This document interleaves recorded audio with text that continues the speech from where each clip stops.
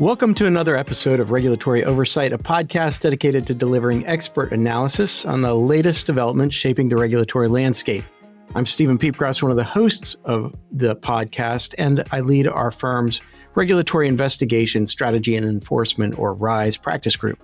Our podcast highlights insights from members of our practice group, including its nationally ranked state attorneys general practice, as well as guest commentary from industry leaders, regulatory specialists, and current and former government officials.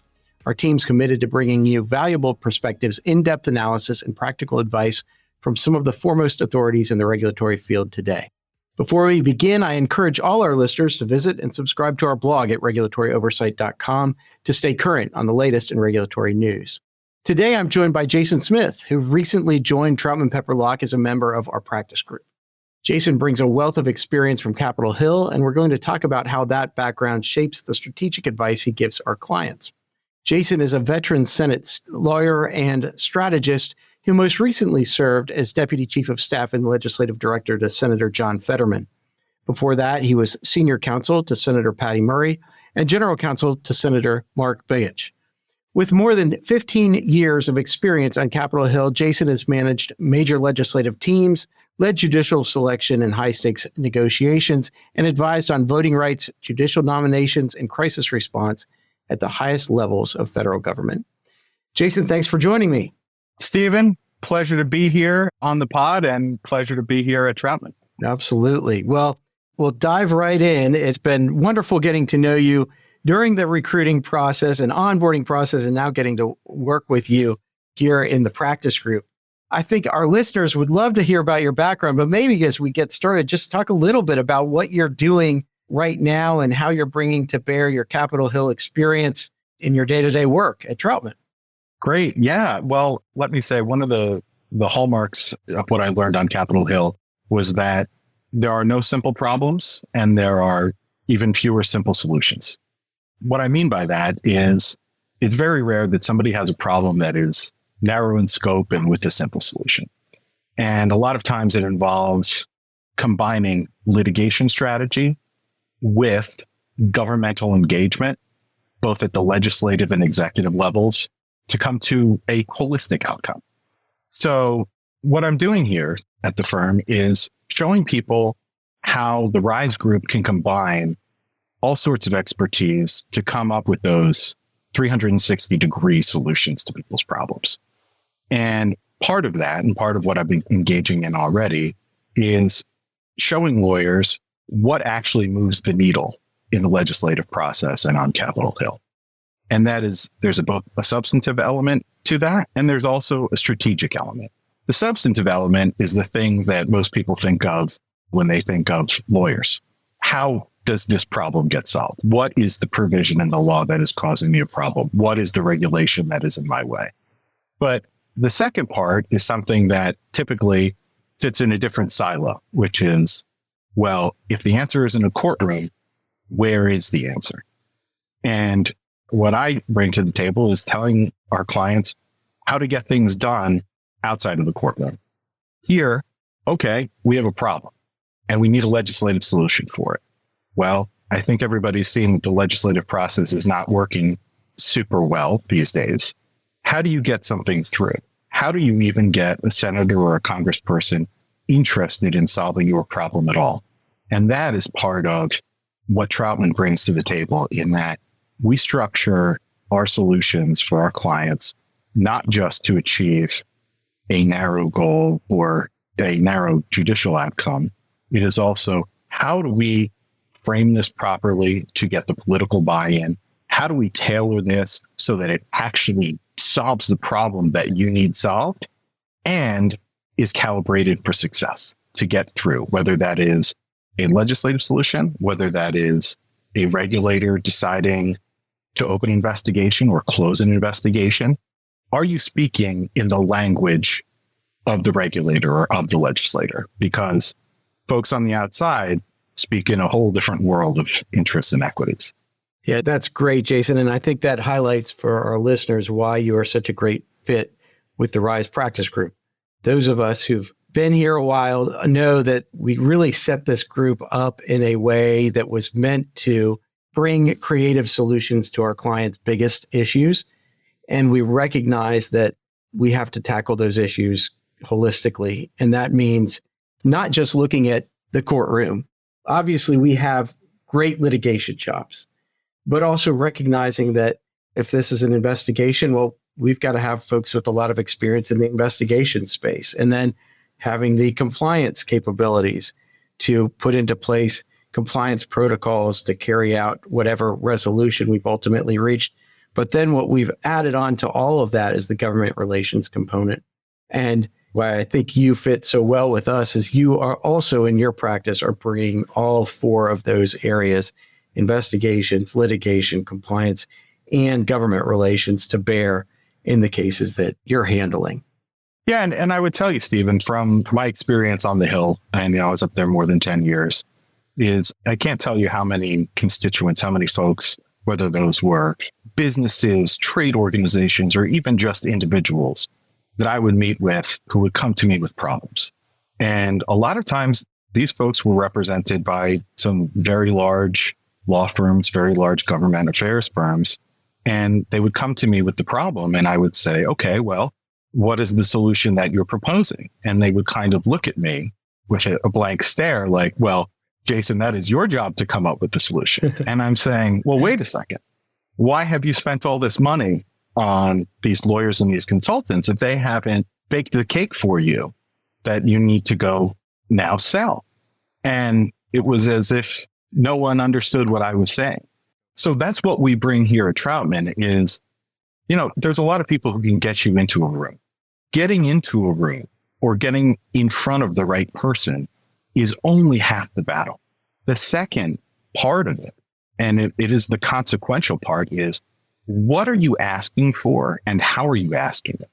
Because if you are going into a regulator and you are talking about things A, B, C, when I know the regulator really cares about X, Y, Z, you've missed your opportunity. And if you get in a room with Senator so-and-so and you are pitching a very deregulatory approach to solving a problem, and that's not a senator who believes in deregulatory approaches, you've missed your opportunity. So it's knowing your audience, knowing the substance. Because the other problem that I've seen many, many times, especially with large institutional clients, and I'm thinking specifically in the context of trade disputes. I worked a number of international trade disputes over the past 10 years. And sometimes I would have large US companies coming in and asking for language that would not solve their problem. And I would say, well, why have you come to me with this specific ask? And they'd say, oh, well, somebody told me, or, my trade group told me that this is what I should ask for. And I'd say, no, when you look at it, this is not what would actually get the job done. And the reason that I could do that for the most part was I broke down the silos on the government side that Troutman has broken down on the private sector side. What I mean by that is this. Typically, you've got lawyers who sit over here and they talk about only the matters in front of them or the clients that they have, and they don't see the broader picture. And then in a different building, you've got the strategists, the government relations people who think only about the substantive issue that has come to them on the legislative or regulatory side and not about an individual client. So you have to break down those barriers and talk to the practitioners about, if I change this thing, how will that manifest in your practice? How will that look in a courtroom? How will that look transactionally? What burdens does that add to you? Does that put our client in a better position or a worse position? Is it a mixed bag? How do we mitigate downside? And so that collaboration and that left hand talking to the right hand is what sets apart your average representation from something that can really get you long-term success. Yeah, that's great. And I think really does summarize what hopefully our clients find makes us different and unique. Love to talk with you a little bit about your experience on the Hill. Obviously, I worked on the Hill for many, many years ago, for several years. And I was reading through all of the different folks who you've worked with, and it was making me laugh because I remember the 3 years I worked on the Hill, I worked for two House members and a senator. I mean, people move, and you can move fast, especially when you're doing great work. And you've been in a lot of different offices and had a lot of great experience. And by the time you left, you were one of the gray hairs on the. Seriously, I have a couple. Right. I think a lot of people don't realize how much of that place is run by folks fairly recently out of college. Yes. And so unlike that, you actually had a long career on the Hill. So tell me a little bit about it, the different folks you worked with and what your portfolios were in your different roles. Sure. I started out working on the Hill for Senator Mark Begich, who was a Democrat from Alaska, and then Majority Leader Harry Reid on the Democratic Steering Committee. And basically what I did was I worked within the Democratic leadership to work with the major constituent groups on the outside, whether that was business trade associations, veterans groups, the Jewish community, small businesses. And, within my portfolio, I had to cultivate relationships and figure out what in the Democratic agenda needed to be adjusted to meet everybody's needs. I was also Senator Begich's Judiciary Counsel.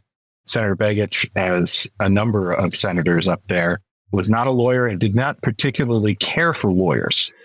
As he used to say, lawyers always tell me what I can't do. And what I said to him was, boss, I will tell you how to do properly the things that you want to do, which is we will find a way to get to the promised land. So, I started on the steering committee. After a year, I moved over to Senator Begich's Homeland Security Subcommittee. And as his top lawyer, everything came across my desk by the end of the day. In that role, I dealt with the Manchin-Toomey National Background Check Bill, dealt with the last time that the Congress meaningfully attempted comprehensive immigration reform, and dealt with some of the highest pressure situations in that time period because my boss was a frontline member. It was always an open question whether he would be reelected as a Democrat in Alaska. And he ended up losing by about 6,000 votes, which was a heartbreaker, but it made everything that I did in that office extremely risky. If you stepped in the wrong spot and you got a press story, that could be your job. That could be your boss's career. So it taught to me the importance of thinking first, considering all the angles, all the possible pitfalls, and then moving decisively. You still have to move quickly because the news cycle, the legislative cycle requires quick action, but you can't move recklessly. So with Senator Begich, I focused a lot on voting rights as well, and some of the finer points of constitutional rights.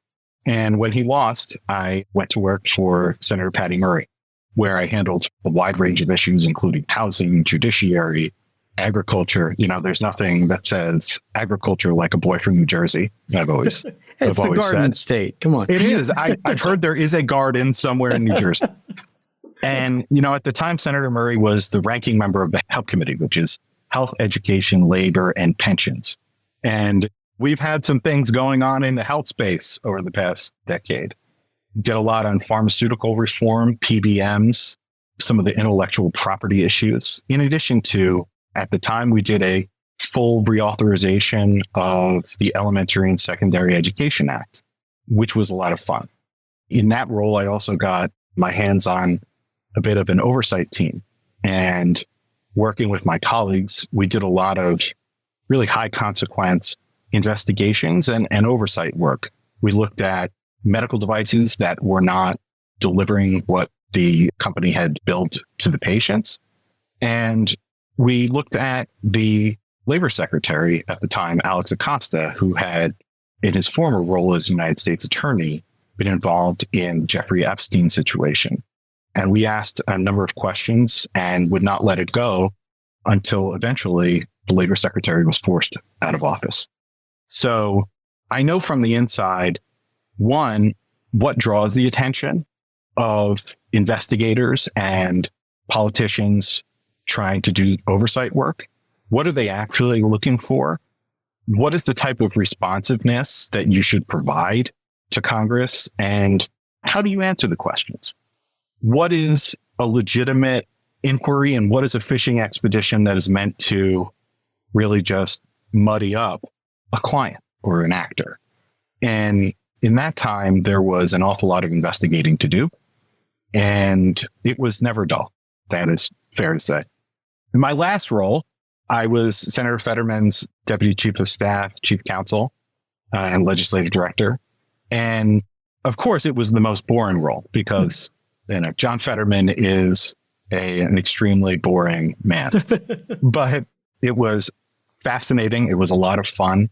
And I was able to lead a team that delivered just last year more than $300 million in congressionally directed spending for constituents in Pennsylvania, things to get bridges built, get roads built, expand airport service, make sure that there's fire and rescue in rural communities. Really important stuff that changed people's lives for the better. And, also with John, I found myself in the middle of some of the most contentious, high-profile political issues that are out there, whether that is the protests that occurred on campuses following the just absolute barbaric attack on October 7th on Israel, or high-profile labor disputes. I mean, we had a hot strike summer, what was that, 2 or 3 years ago? And I found myself in the middle of a number of labor disputes, trying to bring sides together to get deals that put people back to work and got profits flowing to the corporations. And we found success. And the key to that was listening to both sides and rooting ourselves in principles about what we wanted to accomplish, but understanding that there was no one road that would get us to success.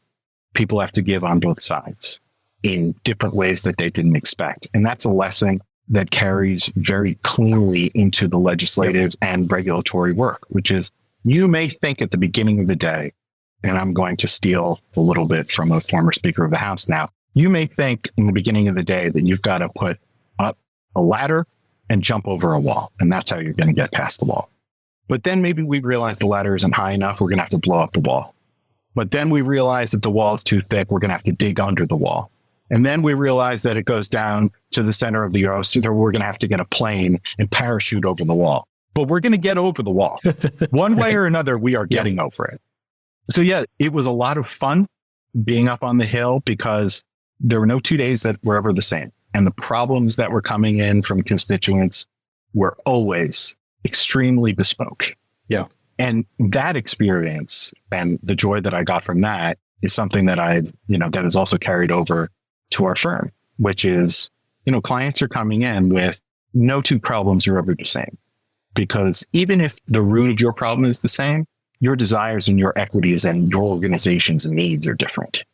So it's, all right, let me see what you are presenting and how do we think about this, not only from a 360-degree perspective, but how do we almost turn your problem over and look at all of the angles and say, hey, I think you missed one pathway, and that might be the pathway that gets us to success. Yep.